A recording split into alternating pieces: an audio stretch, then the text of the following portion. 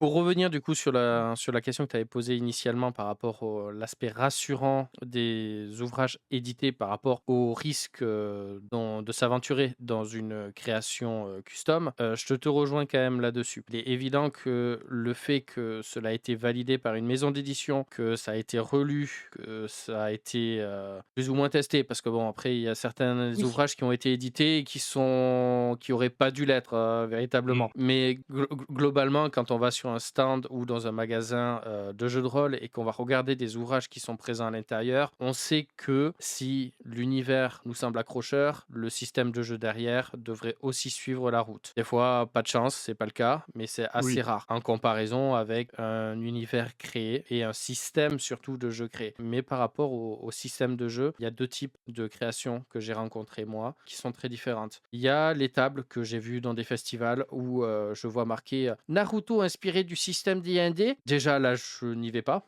Oui. Ouais. Parce que ça, pour moi, c'est un red flag. C'est une personne qui a envie de se faire plaisir, mais qui n'a pas du coup réfléchi, à comment adapter cet univers et quel système de règles et quels, outils sont adaptés à ça. Parce que du coup, le chakra, c'est pas la même chose que la magie. Je vais parler de ça, mais Oui, oui, oui. c'est 2 choses qu'il faut du coup réfléchir. Un système de jeu, ça se réfléchit aussi à l'aube de l'univers dans lequel tu veux le faire évoluer. Et il y a Mmh. une deuxième catégorie, c'est la catégorie des gens qui essaient de s'auto-éditer, qui essaient de mettre en avant leur création, qui sont déjà du coup dans une phase beaucoup plus avancée de la création d'un système de jeu et d'un univers. C'est des gens qui vont du coup avoir certes peu d'ouvrages, mais des fois on voit des petits stands dans des conventions de jeux de rôle ou dans des conventions de jeux de société, de gens qui essaient de promouvoir leur univers et leur système de jeu. Voilà, pour moi, du coup, il y a ces 2 univers. Il y a ceux à red flag qui sont, assez visibles quand tu commences à avoir un petit peu d'expérience, mais tu peux très vite te retrouver dans un guet-apens. Il y a ceux qui essaient un petit peu de mettre les formes, de s'auto-éditer, de pousser un univers, de pousser quelque chose, pousser une idée créatrice et là-dessus, je trouve en général, j'ai jamais été déçu par ce genre de Mmh. choses. J'ai pas forcément accroché à leur univers, mais par contre, j'ai